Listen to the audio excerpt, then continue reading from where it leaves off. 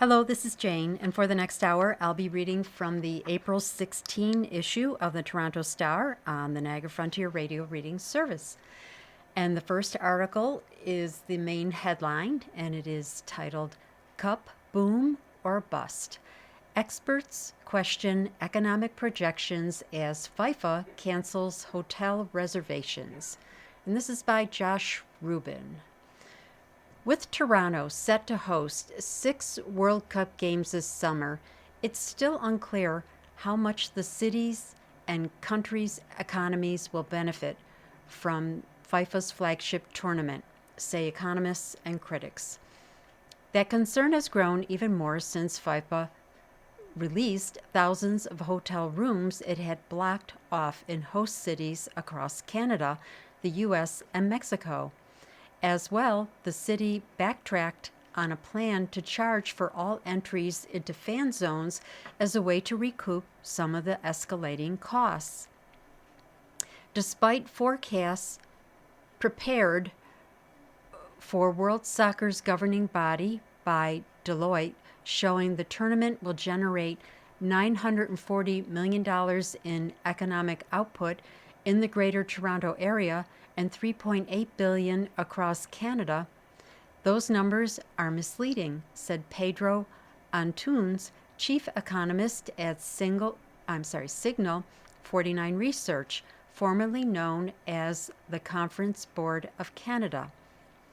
I would argue that's very much double counting, said Antunes, adding that even using the more conventional method of counting economic impact, gross domestic product, it's still impossible to know just what the tournament will bring to Canada in general and Toronto in particular.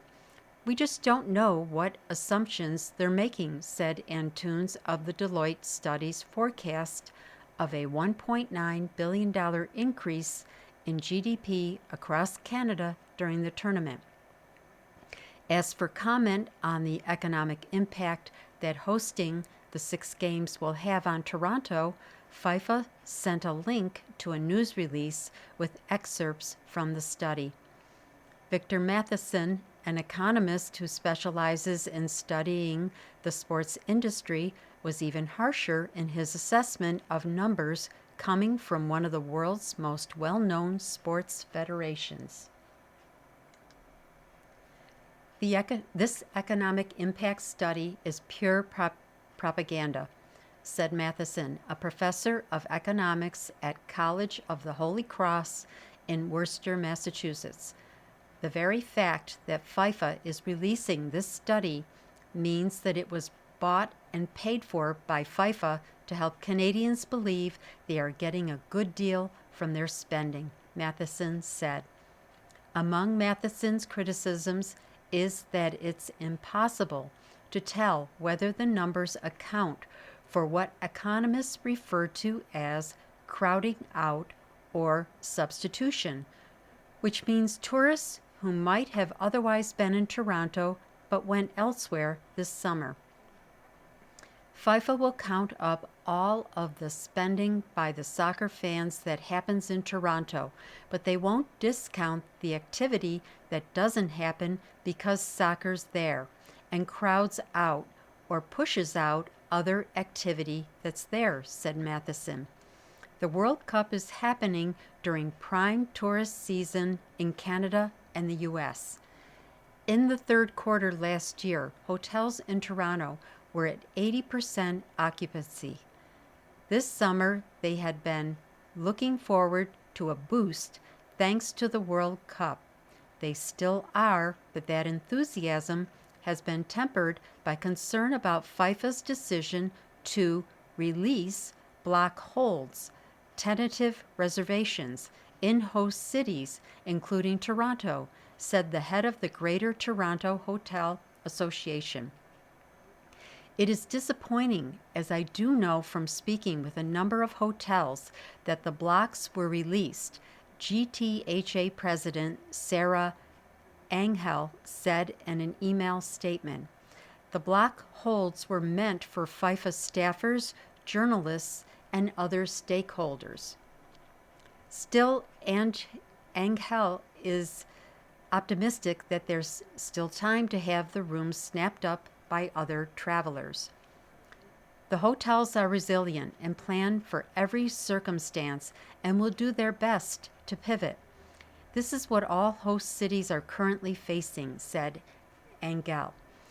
Matheson acknowledged that hotels and restaurants will likely be busier this summer than they were last year, but evidence from other sports mega events indicates that other parts of the city's tourist ecosystem will likely suffer. He pointed to the 2024 Summer Olympics in Paris as an example. We have very clear evidence from Paris where all of the big cultural attractions had attendance that was down by 20% during the Olympics as sports fans displaced regular tourists, said Matheson. Even the Louvre was down 20 to 30%. Given that the budget for hosting 6 World Cup games is already at $380 million to be split between various levels of government, that makes the economic rationale for bringing the tournament here even shakier, said Matheson. You know, if the investment number was 0, for sure I would always recommend a World Cup. But at the numbers that Toronto's talking, maybe not quite as good as an investment as you'd hope, Matheson said. The cost of hosting the 6 games in Toronto was originally pegged at $40 to $50 million, said City Councilor Josh Matlow. These costs have since ballooned to $380 million to be split between the city, the province of Ontario, and the federal government. The city's current share is $180 million. The federal and provincial governments will contribute $104 million and $97 million respectively. Matlow argued that the tournament will bring increased crowding and congestion to downtown streets, while the cost of attending games will be unaffordable for average Torontonians, with their top tier of tickets priced at more than $3,000 per seat. The $380 million in spending would be better spent making the TTC run more smoothly or fixing crumbling infrastructure, Matlow argued. Will it be a fun event? For people who can afford the seats, sure, but most people won't actually experience the joy and the fun of it very much, but they're going to be left over with the lack of investments in things that actually matter to them, said Matlow. And, said sports economist Matheson, that's par for the course with global soccer's biggest show. The World Cup makes us happy, he said. There's just not a whole lot of evidence that the World Cup is going to make us rich. And the next article is under the byline Star Exclusive. Defects caused sudden UPX closure. Service shut down last month after broken bolts found on airport train line. This is by Andy Takagi. Almost a month after a GO train derailed near Union Station because of missing screws on a track fastener, the UP Express to Pearson Airport was suddenly shut down after a similar problem was discovered, according to a report obtained by the Star. On March 5, service on the Union Pearson Express was unexpectedly suspended for 11 hours, forcing commuters on the line between the airport and Union Station to take shuttle buses. At the time, Metrolinx, the provincial transit agency, said the shutdown was due to, quote, unplanned track work, unquote. An internal Metrolinx report written the following day shows that wide gauge defects were discovered on both the east and west tracks of the airport train line, just outside of Pearson Airport. Those defects included several sections of track with missing or broken fasteners, which led to the rail moving a half-inch out of alignment. Rail experts who reviewed the details of the incident for the Star said the shift in the track was caught by Metrolinx well before it became problematic, but it could have caused a derailment if it had gone unnoticed, as more trains running on the track could have moved the tracks farther apart. The missing and broken bolts were not caught by the private contractor paid by Metrolinx to maintain the line, a situation similar to what led to the February derailment of a GO train just outside of Union Station. Ian Naish, a former rail safety director for the Federal Transportation Safety Board, said the similarity was serious. To me, there may be a question of, do the maintenance people have the right experience maintaining those types of tracks, said Naish. When asked about the report, Metrolinx spokesperson Lindsay Miller said that the issue had been caught during scheduled track testing and has been repaired. Metrolinx regularly inspects and services all assets to identify and address conditions that may require immediate or longer-term intervention, which was the case on March 5, Miller added. The missing and broken bolts were found in a 3-kilometer section of the UP Express line called the Pearson Subdivision. That stretch of the route has been especially prone to track failures since it opened in 2015, the Star reported on Wednesday, and several consultants hired by Metrolinx have failed to solve the underlying problems. In February, Metrolinx awarded a $591.7 million contract to the consulting firm HDR to undertake a detailed engineering study of the section of UP Express track where the missing and broken bolts were discovered. On February 2nd, a similar instance of track movement led to a train derailing just outside of Union Station. No one was injured in the early morning derailment, which caused commuting chaos for days. In that case, according to a report by Metrolinx CEO Michael Lindsay, 18 screws were missing from fasteners that held the tracks down, and 9 more screws then broke, causing the track to shift by 1.125 inches and roll, leading to the train leaving the tracks. The initial missing screws went unnoticed over the course of a decade's worth of inspections done by the private contractor in charge of inspecting and maintaining the tracks, according to Lindsay.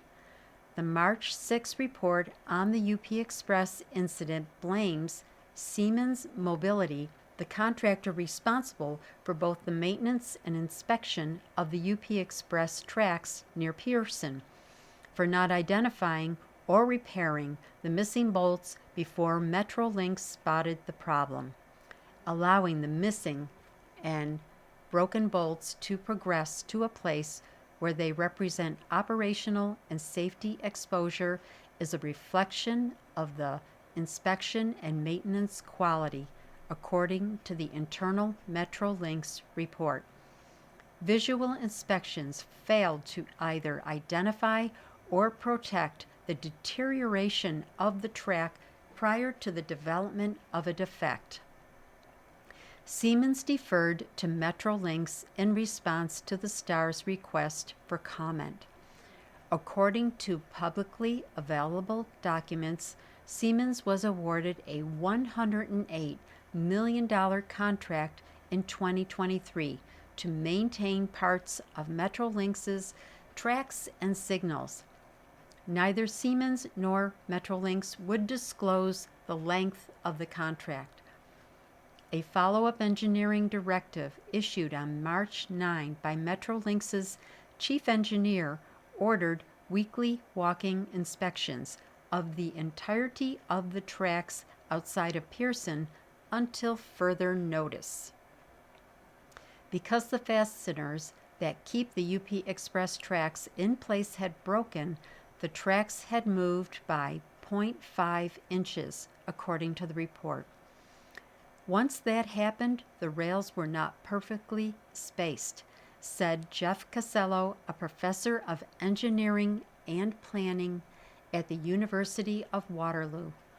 One of the critical operating parameters that makes a rail system safe is precision and how far apart the rails are, Casello said. Over time, if the rails aren't spaced properly, trains can derail, he added. The curved section of the UP Express line where the track had shifted was especially vulnerable because a turning train causes more strain on the bolts that hold the tracks in place, Casello said. Imagine that a train is coming through that curve and the outside rail gets pushed far enough so that the train actually shifts off the inside rail. That could lead to a derailment for sure, Casello said. The bigger question for NAISH is how this was missed by the maintenance contractor. You think they would know after 10 years of operation whether there are defects and how to fix them, NAISH said, but it doesn't seem that they've done that. Still, the missing and broken fasteners were caught long before it became potentially very problematic, Casello said, which is a different case than what we saw at Union. And I need to pause here to remind you that you're listening to a reading of articles and features from the Toronto Star on the Niagara Frontier Radio Reading Service. And this next article is under the byline of Queen's Park, and it is titled Baines Eyes Provincial Liberal Leadership. Former federal minister definitely working the phones, party insiders say, and this is by Robert Benzie. Former federal cabinet minister Navdeep Baines is considering a bid for the Ontario Liberal leadership, sources told the Star. Baines, currently Chief Corporate Affairs Officer at Rogers Communications, did not respond to messages seeking comment about his political aspirations on Wednesday. But sources close to the one-time industry and science minister say his phone has been blowing up with Liberals urging him to run provincially. A lot of people are encouraging him to run, and he's definitely working the phones, said a senior Liberal who, like others interviewed for this story, spoke confidentially in order to discuss internal deliberations. He has been watching what's happening in Ontario these past few years, and he really feels that Ontario needs a change, said the high-ranking Grit, referring to Premier Doug Ford's three-term progressive conservative government. At last weekend's Federal Liberal Convention in Montreal, the affable Baines was a popular figure in the hospitality suites, pressing the flesh and chatting with delegates. While he had briefly considered a provincial leadership bid in the 2023 contest, eventually won by Bonnie Crombie, who resigned 4 months ago, he decided the timing wasn't right for his family. Now that his children are older and university-bound, another Liberal insider said Baines feels this could be his moment. He called me and asked if I would support him if he ran, and of course I said yes, confided a Liberal MP who represents a Greater Toronto Area riding. But then I said to him, why the hell would you want to do that? It's a thankless job rebuilding a party, said the MP. While the Liberals governed Ontario from 2003 to 2018 under Premiers Dalton McGuinty and Kathleen Wynne, they have lost the past 3 elections to Ford's Tories and sit in 3rd place in the legislature.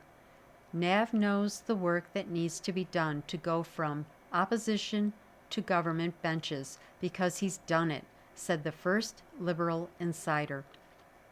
As an architect of the federal Liberals' rebuilding before Justin Trudeau took power in 2015, Baines was an instrumental organizer and fundraiser in the GTA.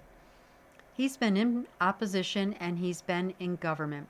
He brings significant experience not only from the political realm, but also significant corporate experience to the table, said the Grit, noting he was CIBC's vice chair in global investment banking before moving to Rogers almost 3 years ago.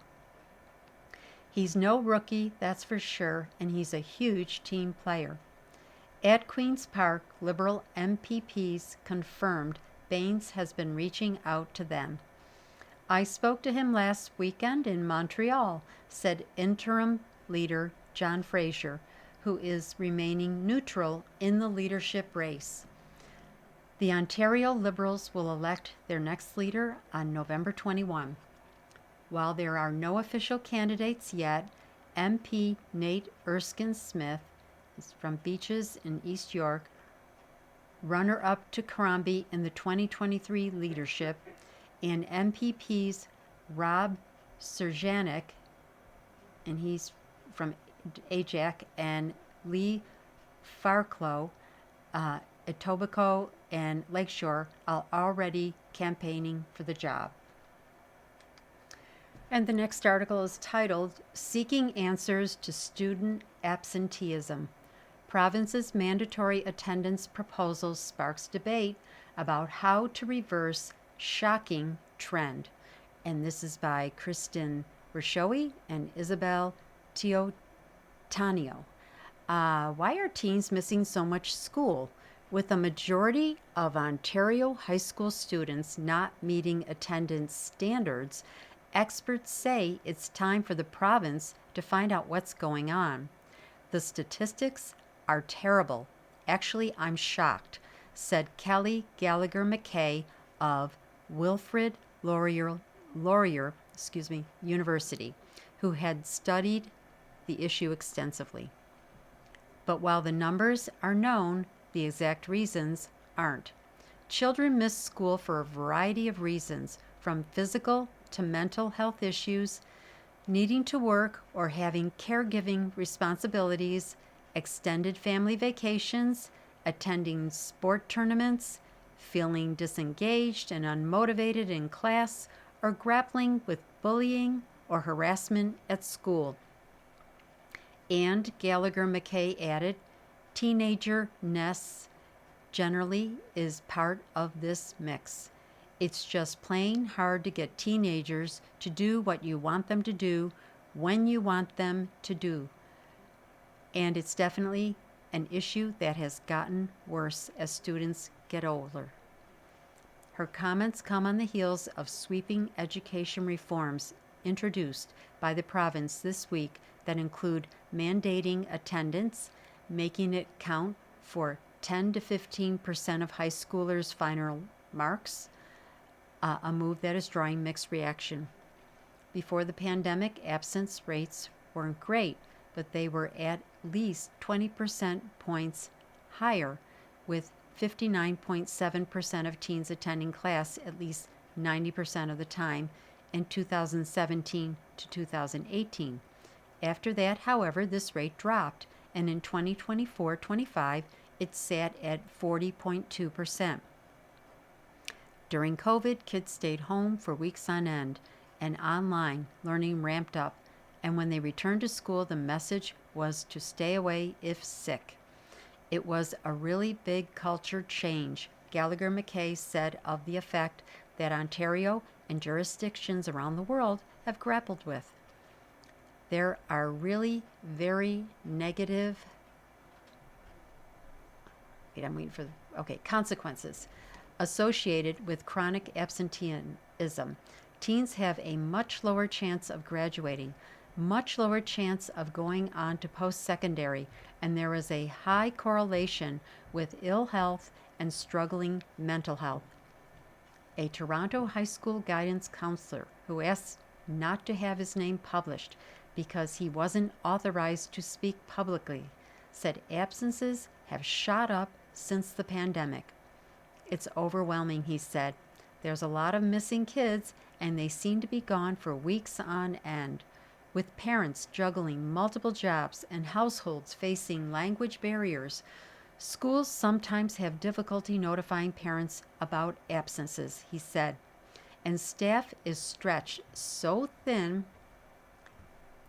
Wait a minute here. Okay. They don't always have time to follow up on issues as they once did. So what they used to do in terms of managing attendance is no longer possible. During the pandemic, families got used to flexible schedules, and we never recalibrated. With missing school now normalized, he added. As well, some families travel abroad during the academic year when it's cheaper and continue to expect flexibility, exemptions, or early completions, even during exam periods. While he said some teachers blame the absent rates on teens not being as responsible or motivated as in the past, there's no consequence for the absence, so why wouldn't they be absent? And although not in full agreement with the province's proposal, we have to start somewhere, he added. Solange Scott, president of the Ontario Secondary School Teachers Federation, Professional Student Services Personnel, bargaining unit for Toronto, said we're past the crisis point. She called for more frontline supports, including social workers, child and youth counselors, attendance counselors, and psychologists. Jurisdictions in the U.S. have been more actively addressing the issue without resorting to punitive measures, added Gallagher McKay, including improving the school atmosphere, adding staff, and providing peer support and education to parents. In Rhode Island, the governor focused on the issue, running an Attendance Matters campaign celebrating schools that lowered absenteeism rates. In New York City, former Mayor Michael Bloomberg set up a task force on absenteeism, with measures including early intervention for at-risk kids, success mentors for families, and a public campaign. Some small pilot projects in the U.S. also pay kids if they hit a certain attendance rate, Gallagher McKay said, adding, there are a range of strategies out there. At Queen's Park, Education Minister Paul Calandra said teachers say it's unfair that students who don't attend and participate in class can earn top marks for simply handing in work. There's no consequence for them coming to school or not, so they choose not to come. And a lot of educators said it's unfair for those students who are there every single day. They work really hard, they participate, and this new rule kind of levels the playing field.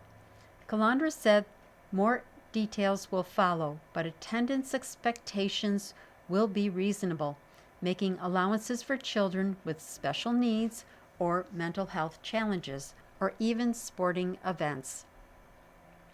We'll do that work together to make sure that special circumstances shouldn't impact the students. The worst attendance rates are among grade 12 students, with 33.3% attending 90% of the time.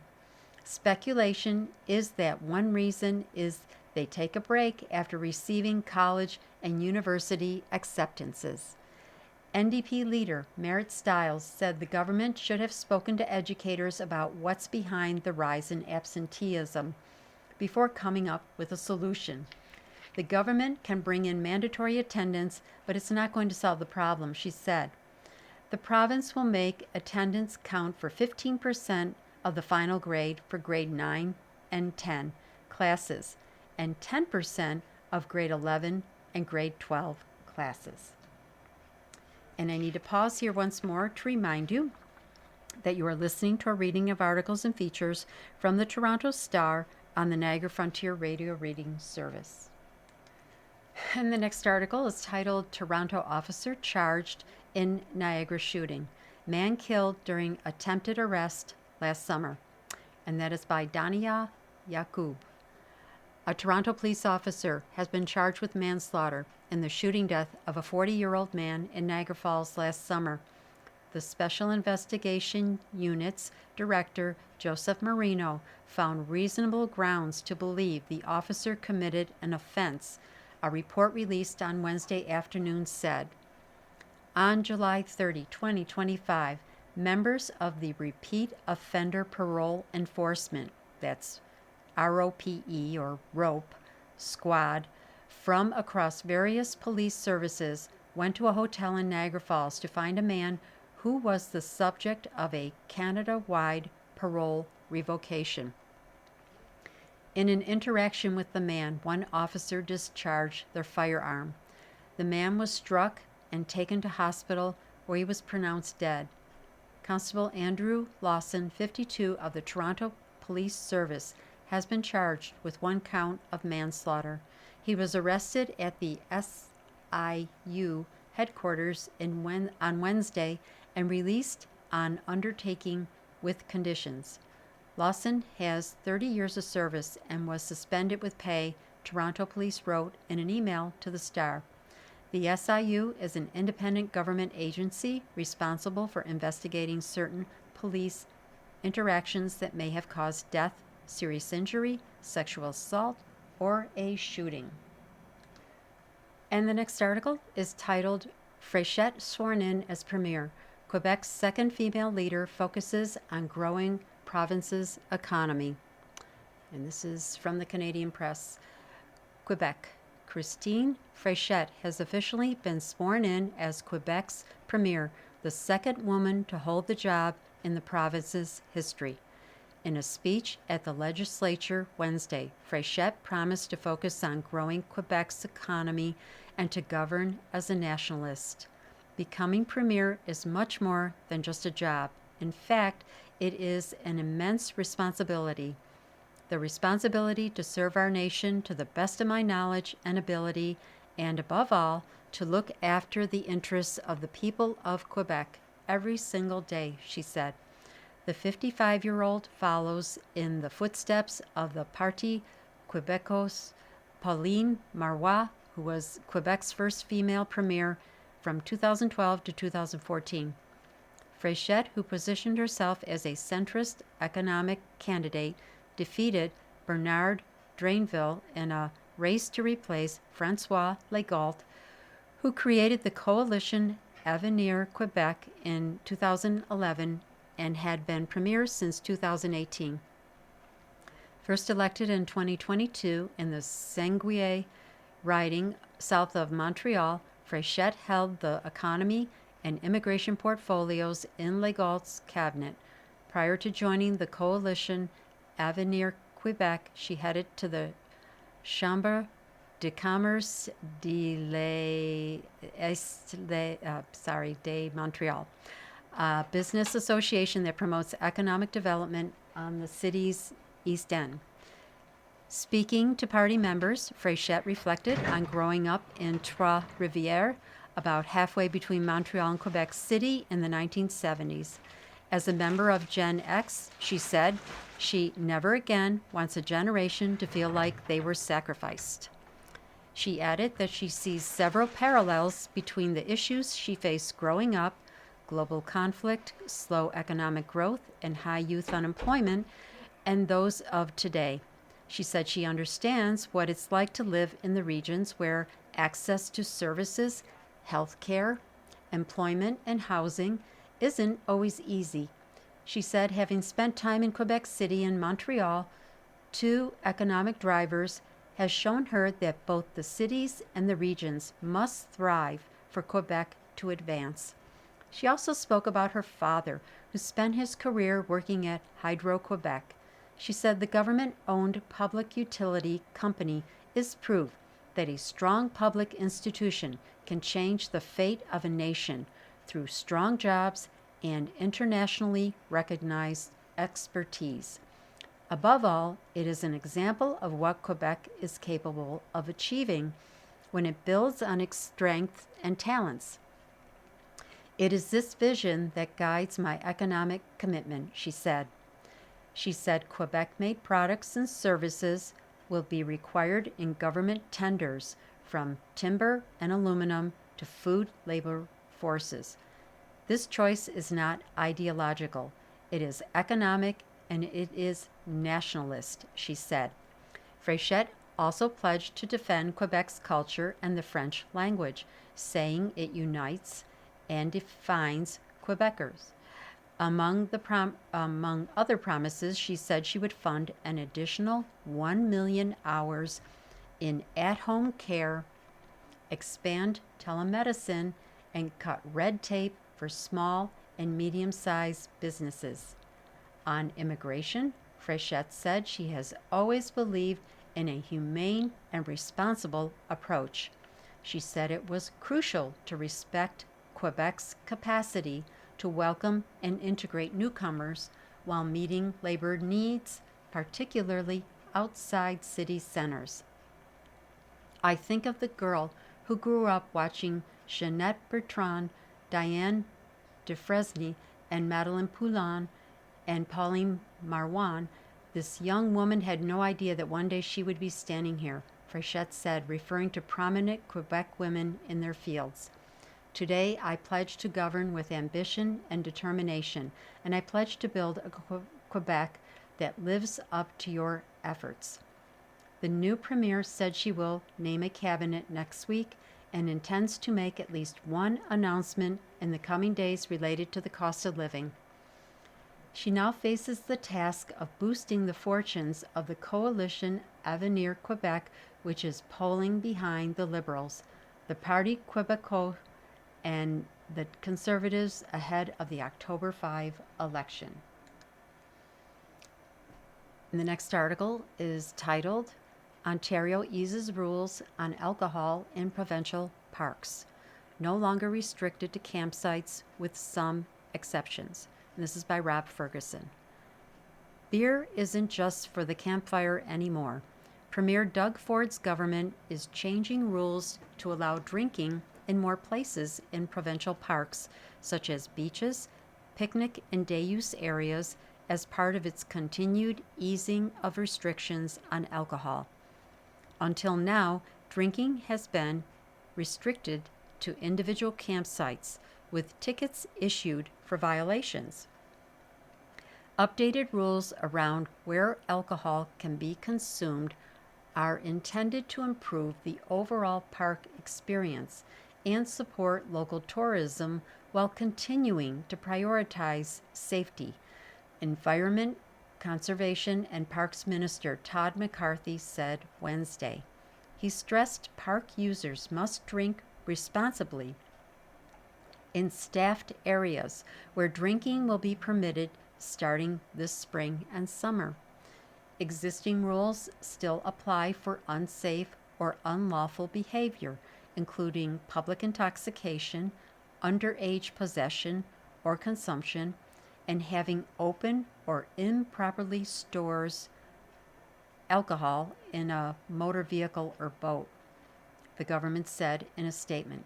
Signs will be posted in provincial parks to identify which areas remain alcohol-free, including areas where there are safety risks or sites of cultural or historical significance. New Democrat leader Marit Stiles said she has no particular issue with the change, but added, "It's not exactly the priority that I'm hearing from the people of Ontario, with families concerned about loved ones waiting hours in hospital hallways for treatment and large class sizes in schools. Too much booze, not enough health care, right?" said interim Liberal leader John Fraser. Doug Ford's Ontario, you can get booze in every corner. You can get pot in every corner. Under the new policy, sales of alcohol will be extended to several more provincial parks this season: Fitzroy, Earl Rowe, Emily, and Murphy's Point. Earlier this year, the province expanded bring your own permits for outdoor picnic events like festivals. Event organizers will be able to apply for permits starting April 30. Ford, who does not drink, also put beer and wine in convenience stores before last year's provincial election that saw him elected to a third Conservative majority. During the height of the COVID-19 pandemic, he cleared the way for restaurants and publicans to sell booze to go. And the next article is titled, Carney Implies Poilievre Lacks Ears to Hear.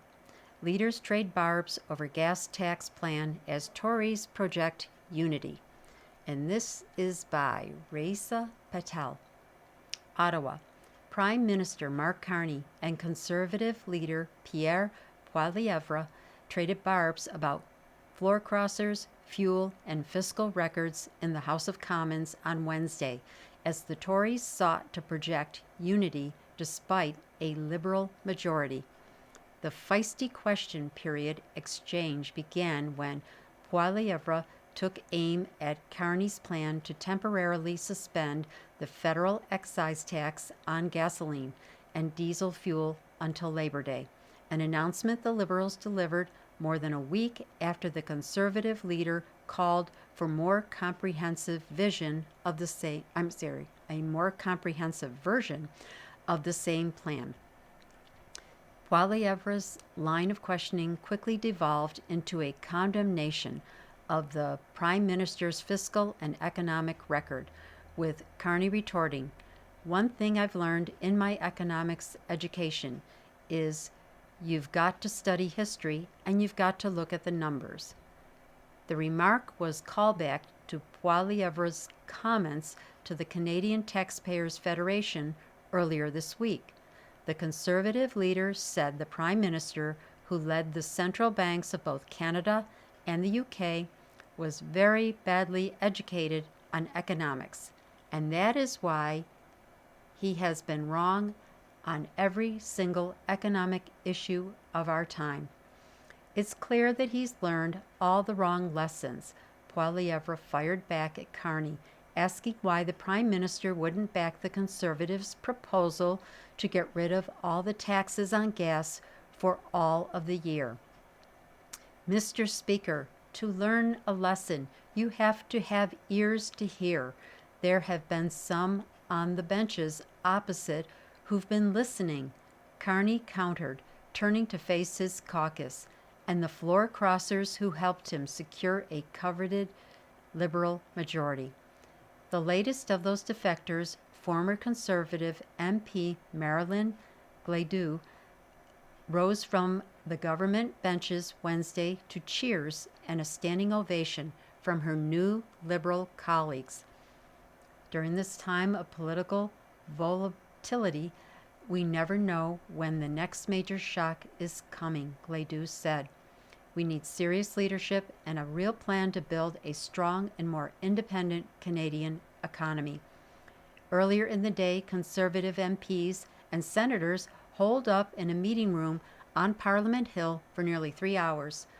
Their first gathering since Gladu's crossing and the 3 by-election wins that cemented Carney's majority. On the way into that meeting, MPs came prepared with a message of unity, telling reporters that Poilievre, who has now lost 4 of his MPs to the Carney-led Liberals, has the support of his caucus members and their constituents. We saw the membership of the party give him a resounding endorsement at the last convention, and the core message hasn't changed. We've known for quite some time that the Liberals are trying to concoct this artificial majority government, said Elgin, St. Thomas, London South MP Andrew Lawton, echoing Poilievre's suggestion that Carney's majority wasn't secured through democratically sound means. Lawton told reporters Poilievre had changed his tune in recent months, working at broadening the coalition and speaking to more media than he has previously. I think this is a long game that we're playing. We're prepared to do that work, but I absolutely stand behind Pierre Poilievre, Latrin said. The Conservatives, who've been keen to promote MPs who turned ridings blue under Poilievre's leadership, with Newfoundland and Labrador MP Carol Anstey telling reporters she had Poilievre to thank for becoming the first Conservative woman elected in her province. The leader has the confidence of caucus, and so I don't have any view or any fear around that, Anstey said. Kostas Menegakis, who credits Poilievre for his long-sought victory in Aurora Oak Ridge's Richmond Hill, said at the close of the meeting that caucus conversations were positive and that he doesn't waste time thinking about floor crossers. The Star reported last week that the string of defections and other simmering frustrations with Poilievre's leadership had left the Conservative Leaders' Caucus dispirited and restless, with some even wondering whether powers to oust him should be invoked. The party is gearing up for another blow, which will occur when the composition of parliamentary committees is updated to reflect the Liberals' majority status, a move that is all but guaranteed to reduce the Conservatives' power in the committees. I think there's a generally accepted principle that committees reflect the composition of Parliament. You can expect news on that not too far away, Government House Leader Stephen McKinnon said Wednesday. And I need to stop one more time to remind you that you're listening to a reading of articles and features from the Toronto Star on the Niagara Frontier Radio Reading Service. The next article is under the byline of Nova Scotia. Navy sailors charged after boat capsizes, killing one. And this is by Michael McDonald. Halifax, 2 members of the Royal Canadian Navy are facing charges of negligent performance of duties following an investigation into the death of a sailor who was aboard a military boat that capsized in Halifax Harbor. Military police say the victim, Petty Officer 2nd Class Gregory Applin, was one of 2 sailors who were thrown into the cold water of the Bedford Basin on January 24, 2025 at around 10 p.m. Applin and the unnamed sailor were traveling in a 7-meter rigid hull inflatable boat when it struck a mooring buoy and flipped over, the Canadian Armed Forces said in a statement Wednesday. Both sailors were rescued and taken to the hospital, where Applin later died. The military said Sailor First Class Alexander Garrison has been charged under military law with 1 count of dangerous operation of a vehicle causing death and 1 count of negligent performance of military duties. Garrison was serving with the Naval Fleet School in Halifax. Shortly after the capsizing, the Navy confirmed the driver was a small boat coxswain from the Naval Fleet School. As well, Master Sailor David Terry has been charged under military law with 1 count of criminal negligence, causing bodily harm, and 1 count of negligent performance of military duties. Terry was serving aboard the frigate HMCS Montreal, which is based in Halifax. Applin was a weapons engineering technician who was serving aboard HMCS Montreal when he died. Originally from Shoal Cove West, NL, the 38-year-old sailor was also a husband and father. And the next article is titled Hospitalizations for Respiratory Illnesses Soar. Agencies seek to raise awareness over vaccine-preventable diseases. and this is by Morgan Severide-Bachnek.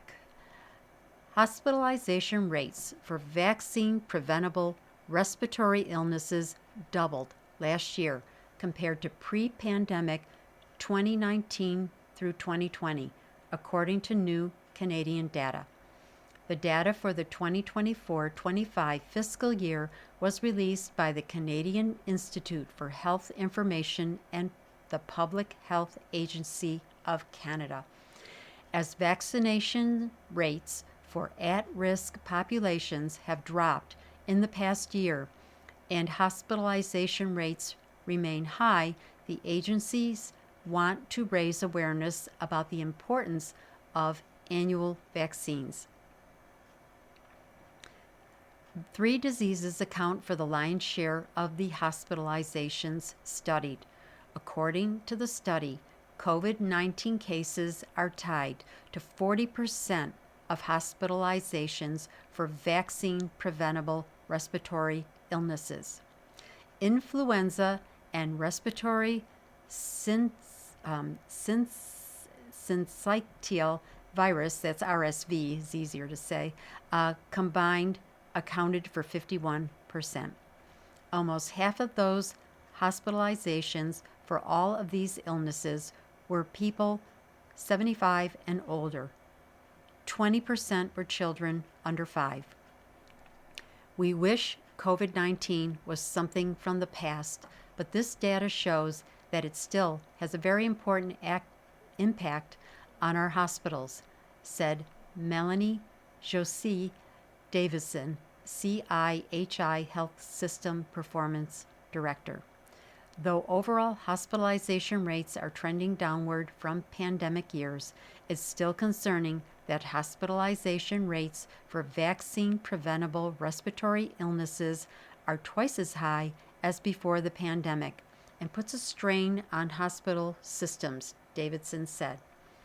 Measuring hospitalization rates for vaccine-preventable respiratory illnesses is one of 10 new indicators created by CIHI and the Public Health Agency of Canada to show how public health influences Canada's health outcomes and costs. This report's goal is to make public health systems stronger and better, said Dr. Natasha Crowcroft, Vice President of the Infectious Diseases and Vaccination Programs for PHAC. Immunization coverage of Canadians has fallen in both general populations and those who are at higher risk of serious illness. The immunization coverage of those with chronic conditions was 72.7% in 2023 and dropped to 0.2% in 2024. That's quite a big jump down, Crowcroft said. People aren't getting vaccinated, she said. We can see it's associated with more people being in hospital. It's why the agencies are raising awareness about these indicators now and will again when the next flu season rolls around, aiming to help health agencies see where gaps may be and what action they need to take, she said. Other indicators include tracking the number of public health inspectors and nurses per 100,000 residents and measuring Canadians' trust in public health information released by the government. The creation of these indicators will improve data collection and ensure the right people have the right skills, as well as tracking investments and spending so the public health system can best respond to the needs of Canadians, Davidson said. The indicators are not measuring vaccine efficiency, but how Canada's public health systems are doing overall. The partnership's focus is broader and will determine if public health measures like animal vaccine rollouts are starting at the right time of the respiratory illness season, and if barriers are being reduced for Canadians to access these vaccines, for example. It's really to demonstrate that interdependency between these two parts of the system, said Davidson. If we don't do a good job with our public health efforts, then that has an impact on our hospital system and the rest of our healthcare system. And I have time for one more small article. Anand concerned over Canadian's death. Minister to contact Israeli officials over killing in Lebanon. Ottawa. Foreign Affairs Minister Anita Anand said she is in the process of contacting Israeli officials following the death of a Canadian in Lebanon. Anand told reporters on Wednesday, the Canadian government is very concerned about Hassan Haydar's death, and she expressed condolences to the man's family and community. Haydar was trying to help a man who was shot last week by a drone in southern Lebanon when he too was shot and killed, Haydar's brother said on Monday. Israel intensified attacks on Lebanon last week amid its renewed war with the Iranian-backed Hezbollah militant group. Israeli strikes again rocked southern Lebanon on Wednesday following historic talks between Lebanese and Israeli officials in Washington. Asked if she's spoken to Israeli officials following the Canadian man's death, Anand says, I have not as of yet, but I am in the process of making contact with them. Anand said Canada is hopeful a ceasefire deal can be reached and that she has already spoken to Lebanon's foreign minister to offer Canada's solidarity, including for the country's territorial integrity. And I'm going to end here with, you've been listening to a reading of articles and features from the April 16 issue of the Toronto Star. Your reader has been Jane. Thank you for listening.